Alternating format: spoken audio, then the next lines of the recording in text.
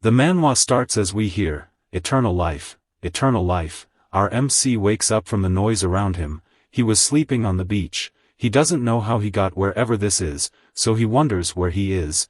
We are told that he is in the audience seat of the mythological arena. Our MC's name is Lu Changsheng. He was a third-year archaeology student in his previous life. His friend appears beside him and tells him to stop daydreaming and get in the line quickly. Today is the once in a decade Divine Awakening Day. Lu wonders what's that. Now we get a flashback. 100 years ago, the mythological arena descended upon the continent. Gods from different nations were resurrected. Once a human turns 16, they can use the Divine Awakening Stone to summon a god. Those who successfully summon gain a divine power and represent their country in battles in the mythological arena. Okay, so far this manhwa is giving very Record of Ragnarok and Fate series vibe. Moving on, we are shown some poor guy summoning Lord Erlangshan. That does not go well. We are told that if someone summons the wrong name, their only outcome is death.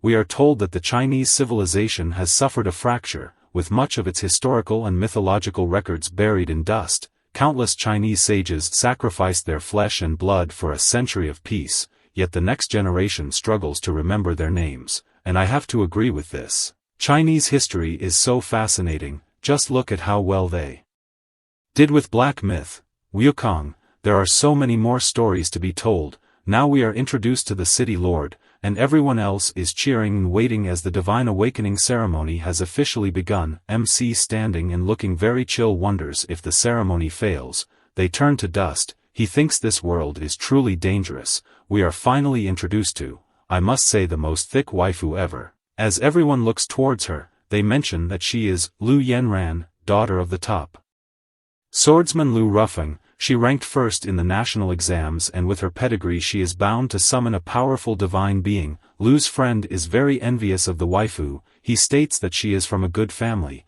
has excellent skills and is a true wealthy beauty. He says that if someone could win her over they would skip 10 years of hard work. The friend states that, it's a shame that Huaxia was on the brink of losing in the arena. He really hopes Lu Yanran can awaken a powerful god and fight for their country. He doesn't want to lose to Sakura Nation, neither does Lu. It's finally the waifu's turn.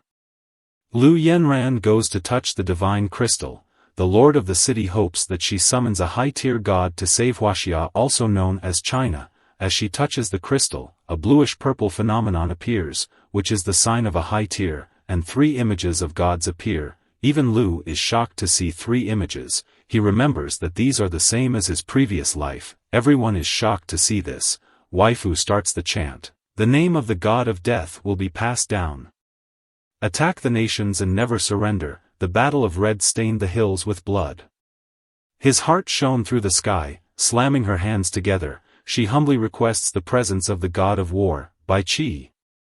MC starts talking and wondering that, wasn't Bai Qi part of the Battle of Chongping, a warlord from Qin dynasty in a battle from the late Eastern Han period. They're hundreds of years apart. Dude is really showing off that he is or was an archaeology student. He states that they have nothing to do with each other. His friend, while telling him to shut up, calls him crazy for questioning the top scorer of the national exam. He tells the MC that Lu Yanran comes from a scholarly swordsman family. Other people standing around join his friend and start calling him an ignorant student from a small place. They ask the MC, how is he fit to judge the top scorer, the daughter of a sword immortal? Someone else asks him about the nonsense of Battle of Chongping. Is he trying to make up history? Another mentions that according to historical records, the most famous battle is the Battle of Red Cliffs.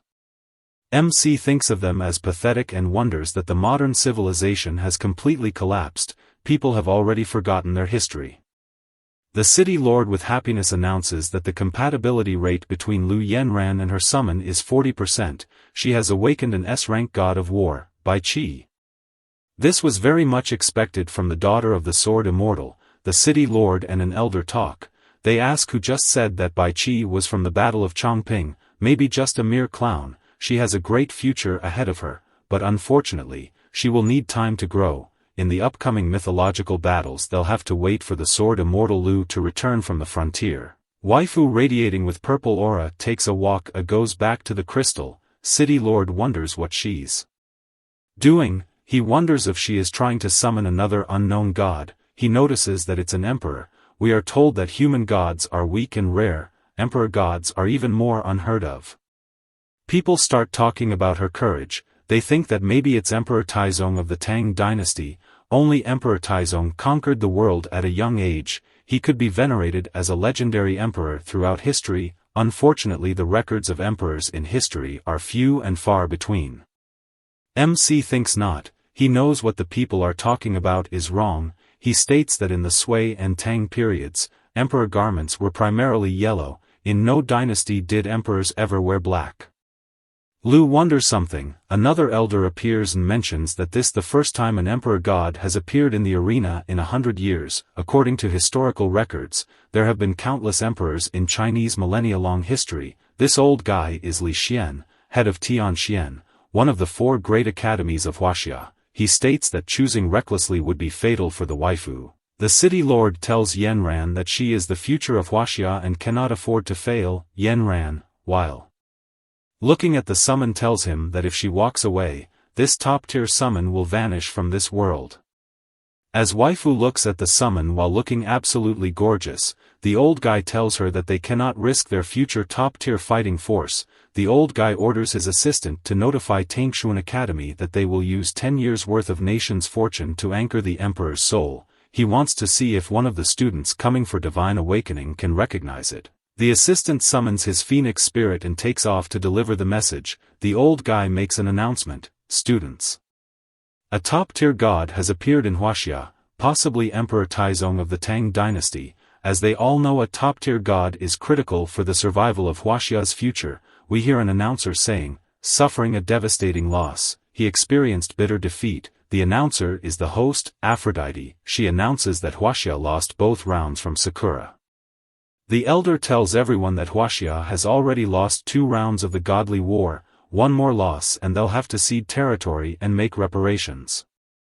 He tells them that without a top-tier god they are relying solely on the sword immortal. It gives them little hope. He understands that Huaxia's cultural fracture make it difficult to identify the gods, and makes it very risky. He tells them perhaps we'll die today. He asks who else dares to step forward and try.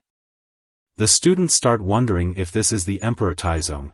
They are also worried that if they guessed wrong, they might die. I am wondering about the 3rd female divine spirit. Where did she go? Who chose her? Anyway, let's continue. A student from Kyoto Academy wants to try. Another girl from the Magical Capital Academy wants to try. And slowly everyone agrees to try. MC, like the good student that he is, raises his hand and tells everyone that he knows the origin of this emperor and that it's different from the dean's judgment. While his friend is trying to calm him down, MC states his name and that he is from Jinling Academy, and wants to try. Others start talking. Jingling Academy ranked pretty low in the exams, or is he trying to show off risking his life? His friend tells him that summoning with the wrong name will get him killed, but MC is looking very confident.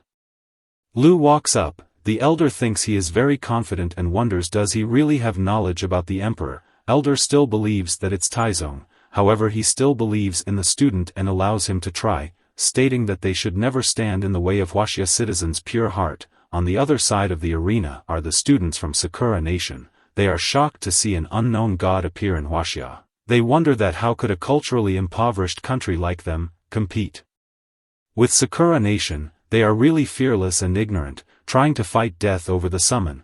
While everyone is calling MC names, he puts his hand on the divine crystal. Everyone including the waifu is shocked. The crystal emits a red phenomenon, looks like orange aura. People start wondering if the monkey has activated an unknown higher-tier god. Sakura, India, and Korea Nation start talking. Orange aura is the highest tier. In Huaxia history the highest aura has been purple. It was only India and Greece Nation ever produced orange aura. They are scared of the red aura and wonders if Huaxia even deserves it. The elder states that this is the aura of an SSS-Tier god. The current ranking levels are in order: white, green, blue, purple and orange. Only a few people know that above orange lies red. There is only one red summon, which is in the Vatican. City Lord wonders if there really is an SSS-Tier god in Huaxia's history. MC thinks that SSS-Tier is the limit of other gods, but it's not his limit. Even if other are SSS-Tier they cannot compare to him. Waifu wonders that MC's exam scores weren't ideal. Can he really summon an SSS-Tier?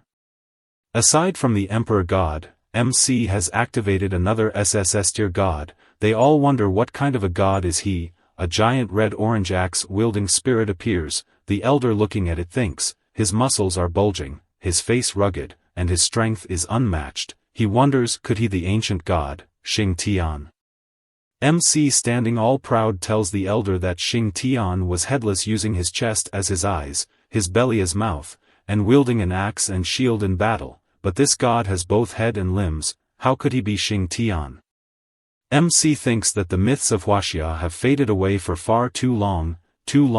He wonders if this is the reason he came to this world. MC starts his chant. In the beginning Pangu created the heavens and earth, and with his mighty power he established the universe. Though his body perished, his spirit remains, nourishing the land and the people. MC bows his head and humbly requests the presence of first god of creation, Pangu.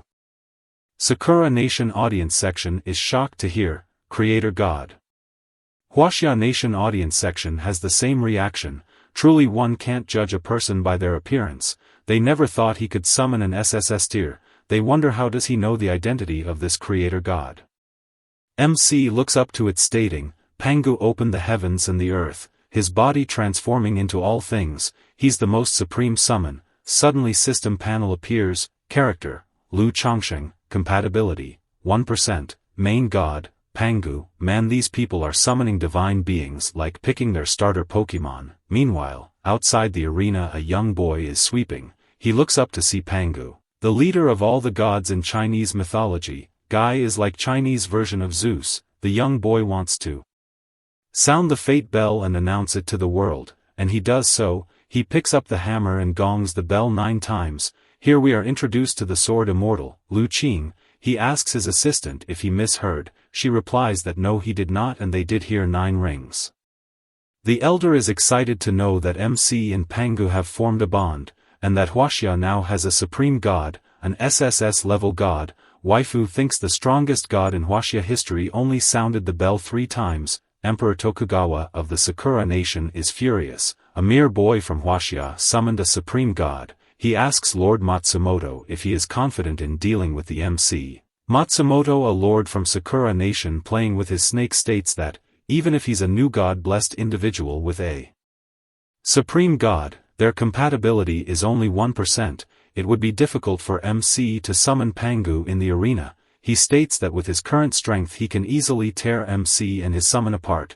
They need to kill this Huaxia prodigy before he gets strong. Tokugawa orders his ninja to spread the word and initiate the named god war. They cannot allow MC to continue living. MC thinks that SSS-Tier is the pinnacle of most gods, but it is certainly not the limit of Pangu. While looking at the emperor summon, MC knows even though Pangu is great, but with his current compatibility, as he is thinking that, he gets lifted from the ground and we hear the announcer say, Sakura Nation consumes 10 years of national fortune, and by doing so they are initiating a named god war against Lu from Huaxia Nation. All contestants are to prepare for battle in 10 minutes. Everyone is taken by surprise as the MC is lifted up. MC has been transported. He thinks that the locked space has been transported to a different dimension. He has been transported to the inner realm and his projection is being shown to others in Huaxia. There is no turning back now. Waifu is angry at such insidious tactics. The Sakura audience, which was in panic before, have now started celebrating. Emperor Tokugawa tells us about the named god war. It serves 2 purposes. Not only does it grant victory in mythical arena, it also removes Huaxia's young god-blessed genius before he can grow. Furthermore, he thinks that Huaxia's sword immortal is easy to defeat, and as for the national consumed fortune, they'll deal with it somehow. Sword Immortal is informed about Sakura Nation's premature action of starting a named god war. This battle can only happen between individuals with S-tier gods or higher, and once started the locked fighters take the stage. No matter how high Lu may fly in the future, right now he is just a baby bird. The assistant informs the Sword Immortal that in this way Sakura Nation can move strategically. This is the first time named god war has appeared in the arena. They want to quickly get rid of the MC. All angry, the Sword Immortal vows that if anything happens to MC in the battle, on this day next year he will trample Shijing. Just a few minutes later the fight starts. The snake bastard wonders what this wet behind-the-ears child could do. The snake guy tells MC to watch out because even if the sword immortal was here, the purple snake guy could have teared him apart. MC wonders that Pangu should be impossible to summon, but the emperor god he just got might appear in the mythical arena.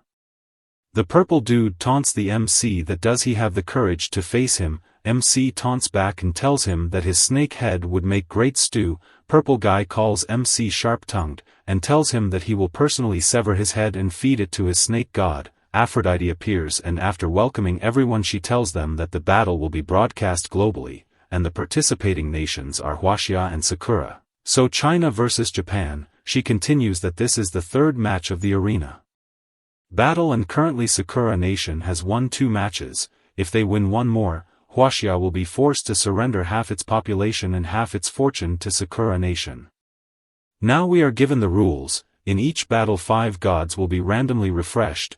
The players may summon one of them. Once summoned the god cannot appear again in subsequent battle. It's a best of 5 format. The victor survives while the loser god perishes. Man, they are really ripping of Pokemon battles. Anyway, MC knows that victory means life and defeat means death. Hundreds of individuals have died at the hands of this Orochi. MC is going to settle both personal and national scores today. They will decide life and death. After both give confirmation of understanding the rules, their information is displayed for the audience. Matsumoto is a S-level god-blessed individual with an SS-Tier awakened god. Yamada no Orochi we already know about MC, so need for introductions. And so the battle begins. Both players are asked to summon their gods. Matsumoto steps into the god stone first and summons Yamada. Their compatibility is nearly perfect. He tells Orochi to settle down. He tells MC that his Orochi has already torn apart 2 of Huaxia's gods. MC steps into the god stone. Instead of Pangu other blue rarity gods appear. Huaxia audience is shocked. The purple bastard tells MC that today he will tear him apart. He calls his summon to obey his command and awaken. MC narrates to the Emperor Spirit, you should not be forgotten and nor should you be buried in the dust of history. People start wondering if Lu is going to summon the unknown God King. It would be way too risky. The elder from Huaxia starts telling everyone that it could be Tang Taizong as recorded in history. Waifu wonders that according to the secret archives, it could also be Emperor Zhu Yuanzhang from the Ming dynasty. MC starts the chant, the king of Qin conquered all under heaven, his might like a tiger. Wielding his sword, he swept aside the floating clouds, and the lords all came from the west, standing alone through the ages, a single emperor. MC joins his hands together, bows and says, the unworthy descendant of the later generations now pay respect to the founder of Huaxia, Yingzheng. Lu managed to summon another SS-Tier god. Everyone from Huaxia including the city lord start screaming, heaven bless Huaxia. The elder on the other hand is worried, human gods are weaker than demon gods, and the human god which Lu just summoned, may struggle to be a match for the 8-headed serpent at the same level. Now that both sides have successfully summoned their gods, the match begins. The purple bastard being all smug states that he knew MC couldn't summon Pangu. But what surprised him more is that MC summoned a frail human god. The purple bastard keeps laughing and taunting while the MC bows his head pays his respect. MC states that even though future generations forgot him and that is their shame. However, from today onwards, First Emperor's achievements will forever be remembered by his descendants. The Emperor unified the written language, standardized vehicles and roads, and united the people of 7 states. He planted the seed of unification in the hearts of the people of Great Xia. For 100 generations and 1,000 years, the people of Xia will remember that it cannot be divided. He ensured that the rivers and mountains were never again invaded by foreign tribes, and he built the Great Wall to protect the land and its people. He unified thought in the world, burning heretical texts and foolish books. Lu has 60% compatibility with Yingzheng. Everyone including the waifu is shocked as they wonder everything Lu just said. They wonder if there really was an emperor with such great achievements in history. Purple bastard mocks them, what if he is an emperor, what can a human spirit do? Emperor asks Lu about the purple bastard, Lu tells him that this guy is a foreigner who oppresses Huaxia. Emperor gets angry and states, how dare a mere foreigner oppress Huaxia. Those who offend Huaxia must die. Sakura Nation's audience starts making fun of the emperor. The purple bastard taunts the emperor, stating that he truly was an emperor once. He is brimming with authority. The snake Orochi mocks the emperor that how could a mere human god be arrogant enough to battle a true god. The snake heads wanted a thrilling battle. They mention he is so weak and small that he wouldn't even fill the gaps in their teeth. The emperor puts his hand forward and summons his blade, declaring his only regret is never having slain a god. All the audience from other nations keep belittling the emperor and laughing at him. Orochi doesn't care about the sword. He tells Lu and the emperor to wield it. The snake god lunges at them with his mouth, telling them that this strike will tell them the difference between a demon god and a human god. He tells them that how dare mere mortals blaspheme the gods. Orochi strikes and cracks the ground. Sakura Lord thinks that it's over. This human god from Huaxia, like the ones before him, will be easily torn apart. Other nations start joining the Lord in talking bullshit about Huaxia. They all believe that there is no way a human god could go against a demon god. Some are leaving the arena certain that Huaxia has lost. Just then a flash of light appears and the emperor swings his sword and bam, the attacking head of Orochi is sliced. The sliced head falls to the ground, shocking everyone. Even the waifu is amazed that the emperor cut the head of the serpent. With one swing of his sword, other head of Orochi comes forward and asks the emperor that without any divine power how can he unleash a force that even rivals strong gods. He asks him how did he do it. The emperor tells him that his sword and his technique is the chi refining technique of ancient Qin. His sword was forged by the countless chi cultivators of Huaxia, and his technique defies the heaven. The elder is excited knowing that his ancestors could create such an earth-shattering technique. Orochi tells them their technique is an amusing little toy, and it only severed one of his many heads. As he regrows his severed head, he tells them he can regenerate his limbs. He is immortal. As he is about to attack again, he asks with his open mouth, how could a mere human god hope to stop him?